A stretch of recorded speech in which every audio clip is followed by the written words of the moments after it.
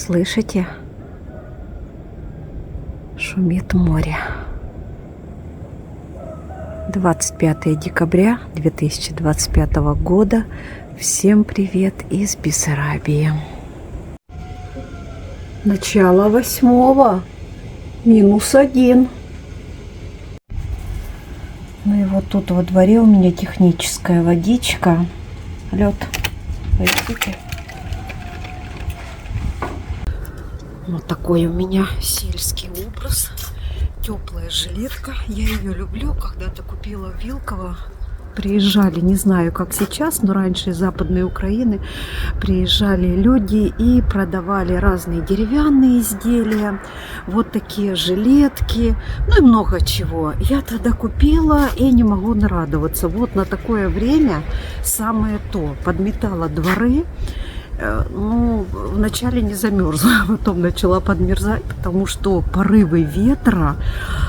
И у нас -1 ощущается намного холоднее, чем, допустим, в Киеве, ну или в других регионах, потому что мы близко к морю, а ночью ветер был такими порывами, и напротив у людей забор из профиля. Так вот, слышала даже звуки вот эти характерные, когда колышется забор из профиля. Да, реально холодно.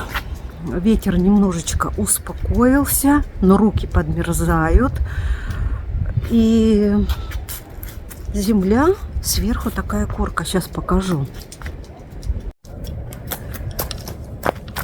Вот.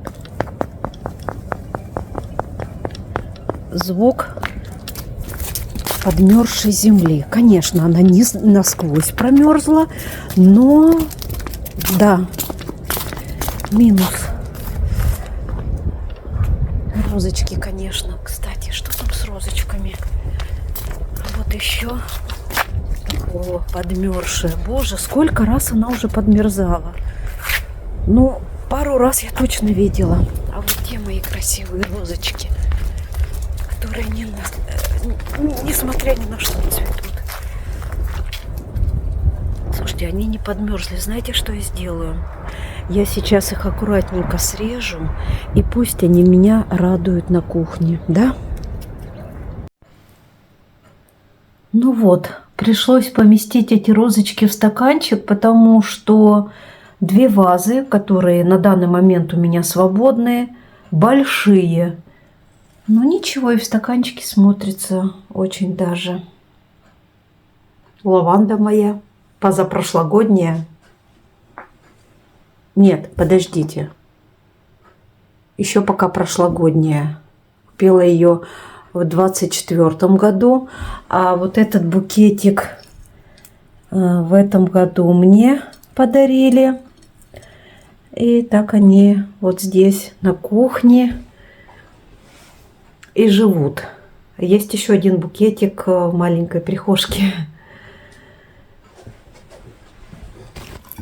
И, между прочим, до сих пор пахнет. Вот так. 2 яблочка, все осталось. Так, нужно пополнить запасы фруктов. Вчера делала уборку под навесом. Ну и, естественно, поменяла фольгу на Дунайкиной плите. Почему Дунайкиной? Потому что я тут варю ему каши. Думала, когда покупала в Вилково последний раз, что она совсем гаденькая по качеству. А нет, неплохая. И что хорошо, в формате удобном ее выпускают. Вот как-то... Сейчас покажу. Не мнется. Ну вот. У меня такая фольга дома всегда. Эту раньше покупала, эту немножко позже. И когда ее брала, то думаю, ну что тут за бумага, вообще не ощущается. А она оказалась неплохой. Имейте в виду, кто пользуется. Вот такая фольга. Просто економно підходить. Что там, наверное, для всех плит. Чем удобно, тем, что вот это больше мнется, особенно вот когда закинешь пакет и где-то надлом произойдет, и потом она, вот видите, такая помятая. Это более гладенькая.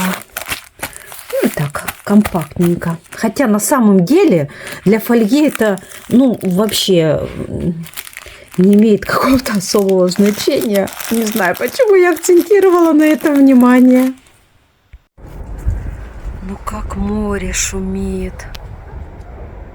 Слышно или нет?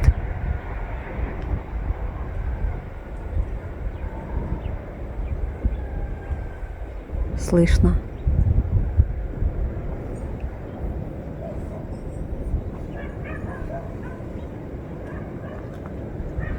Кстати, давно я не была на берегу нашего прекраснейшего моря. Можно было бы съездить, но не знаю, как у меня сегодня будет со временем, потому что чуть позже я буду собираться и ехать на маникюр-педикюр. Если у меня будет время, то нужно заехать. Видела в Одессе, там прям бедствие на берегу моря. У нас, но не думаю, что дошло до нас, но там кто его знает. Ух, какой ветер холодный, знаете, такой обжигающий сразу. Руки ощущают вот эти колючки. Да. Солнышка опять нет, когда будет, неизвестно. В доме у меня тепло, но думаю, наверное, нужно увеличить температуру на пару градусов.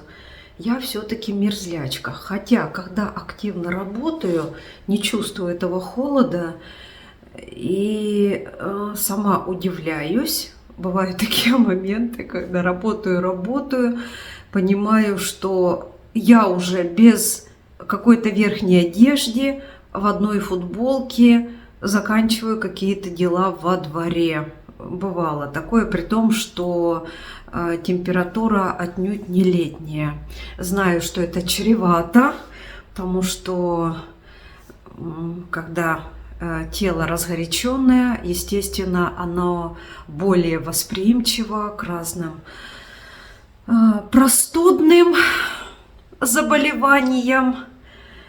Но на этот случай у меня дома всегда есть чайчики.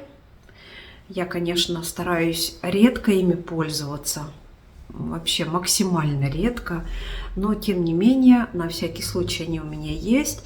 Только почувствовала какие-то признаки, хотя бы отдаленно, сразу сделала себе вот это лекарство и через некоторое время уже чувствую, что мне полегче.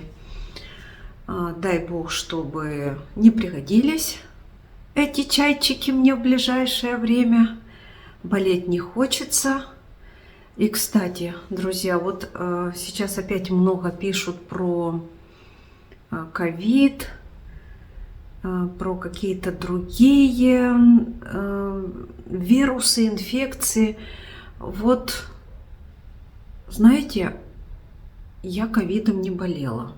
Хотя, как пишут, есть же этот бессимптомный ковид. Не знаю, как это бывает, как это работает, бессимптомное заболевание. Я вроде не болела, а там кто его знает. И, кстати, прививки делала 2 штуки. Да, пришлось, потому что связано это было с выездами за границу. Конечно, долго я сомневалась, но потом пришлось. Ой, опять же, страху нагоняют по поводу последствий от этих прививок. Друзья, вот напишите, пожалуйста, мне интересно узнать, а как у вас, были ли какие-то нехорошие последствия после прививок? Давайте так, в счет не берем хронические заболевания, которые были и до прививок, хотя, возможно, усилились. Не знаю, я ничего не могу сказать по этому поводу, потому что у меня есть свой опыт, а он на данный момент подталкивает меня к выводам, что прививка какого-то негативного влияния на меня не имела. И при этом, кстати, вот, хочу отметить, что после этой прививки, не знаю, как это взаимосвязано, я заметила, что 2 года у меня не было серьезных простудных заболеваний. Да, возможно, это совпадение, я не знаю, но констатирую факт. Вот так. Ладно, отвлеклась я, но вспомнили. Да, ковидные времена были такие себе. И вы видите, ковид плавно перешел в войну. И сейчас пытаюсь вспомнить, а когда было вот то беззаботное время, без страха, без внутреннего напряжения, без этих устрашающих статей, без жутких новостей, я не знаю. Ну ладно, не будем о грустном. У меня еще сейчас тренировочка на 15-20 минут, а потом буду собираться. Да, нужно привести себя в порядок. На данный момент у нас тревога. Не знаю, был ли отбой. Ой, эти тревоги за тревогами, тревоги за тревогами. Бывает так, что весь день мы живем в режиме тревог. Вот так, тревога, отбой, и пошло. Ладно, опять же, не будем о грустном. Все, друзья, я думаю, сегодня мы еще увидимся. Кстати, не забудьте, если вам не сложно, подписаться на мой телеграм-канал. Я его потихонечку развиваю. Там у нас общение теплое. Иногда бывает, что залетают туда, конечно, люди с недобрыми намерениями, но я стараюсь отсеивать, насколько у меня сейчас хватает времени. Поэтому заходите, там я буду показывать то, что вы не увидите на YouTube. Ну и будем общаться. До встречи, всем пока.